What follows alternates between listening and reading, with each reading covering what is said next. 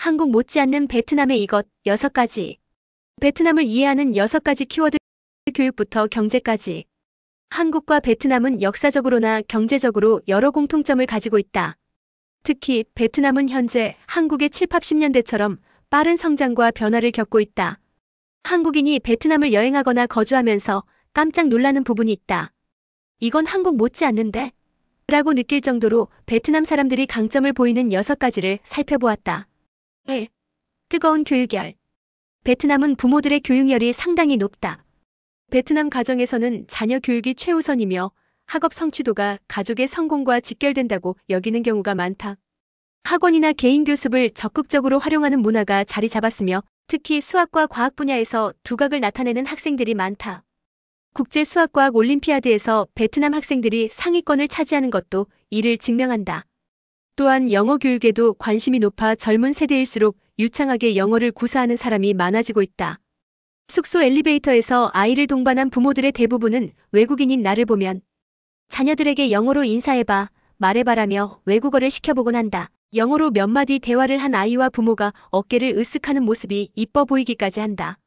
한국의 7, 80년대와 유사하게 학업 경쟁이 치열하며 특히 수학과 과학 교육에 집중하는 경향이 강하다. 베트남에서 가난한 가정 출신의 학생이 학업 성적으로 대기업에 취직하거나 해외 유학을 가는 경우가 많다.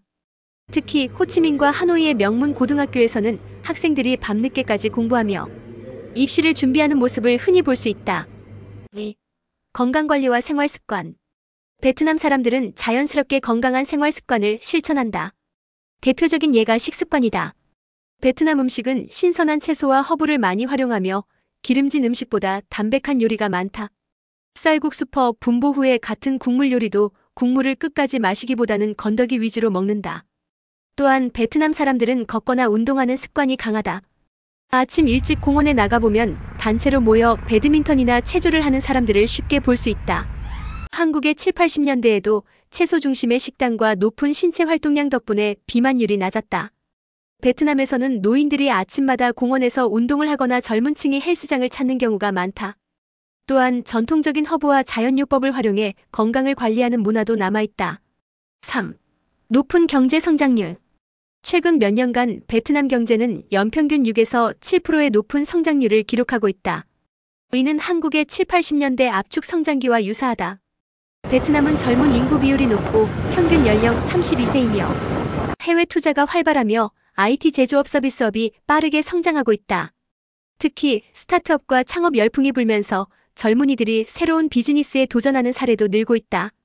커피숍, 음식점, 온라인 쇼핑몰 등을 운영하며 기업가 정신을 발휘하는 청년들이 많다.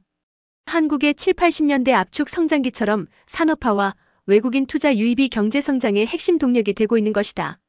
하노이나 호치민 같은 대도시에서는 IT 스타트업이 활발하게 성장하고 있으며 베트남 출신 CEO들이 세계적인 기업을 설립하는 경우도 점점 증가하고 있다.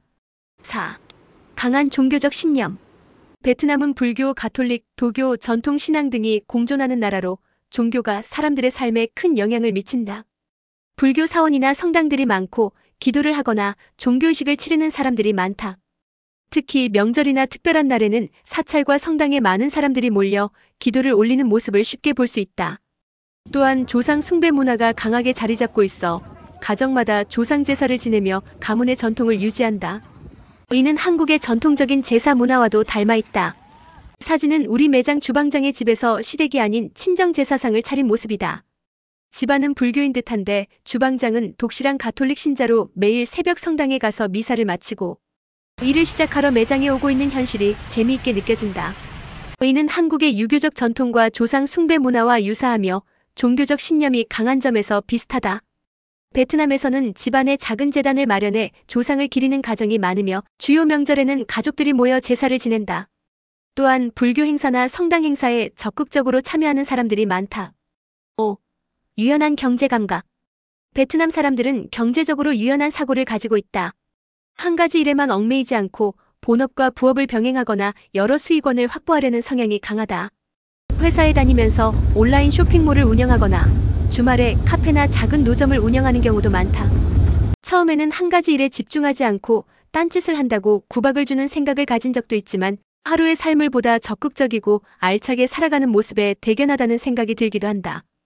또한 절약하는 습관이 한국의 과거와 유사하다. 적은 금액이라도 모아두는 문화가 있으며 가족 단위의 공동경제 활동을 하거나 부모와 자녀가 함께 투자하는 형태도 활발하다. 이는 한국의 80년대 티끌 모아 태산 저축 정신과 비슷하며 투잡 및 창업 문화가 빠르게 자리 잡고 있다. 실제로 베트남에서는 소규모 자영업이 발달했으며 특히 온라인 마켓을 통해 추가 수입을 얻는 젊은 층이 많다. 6. 빠른 트렌드 적응력. 베트남 사람들은 새로운 트렌드에 대한 수용 속도가 매우 빠르다. 소셜미디어 틱톡, 페이스북, 인스타그램 활용이 활발하며 최신 기술이나 제품이 나오면 금방 확산된다. 특히 온라인 쇼핑과 디지털 결제 시스템이 빠르게 자리 잡았으며 QR코드 결제나 전자지갑, 잘로페이, 모모 등 사용률이 높다. 또한 한류 K-팝, 한국 드라마나 패션 트렌드를 빠르게 받아들이는 문화가 형성되어 있다. 이는 한국의 90년대 IMF 이후 IT 강국으로 변화하는 과정과 닮아 보인다. SNS를 활용한 라이브 커머스가 활성화되어 있으며 새로운 기술을 활용한 마케팅 전략이 빠르게 적용되고 있다. 베트남은 한국과 마찬가지로 도전 정신과 강한 생활력을 가진 나라라는 생각이 든다. 교육, 건강관리, 경제성장, 경제감각, 트렌드 적응력까지 이 모든 것이 한국의 과거 모습과 많이 닮아 있다. 앞으로 베트남이 얼마나 더 발전할지 기대되며 한국도 이런 모습을 잃지 않기를 소망해 본다.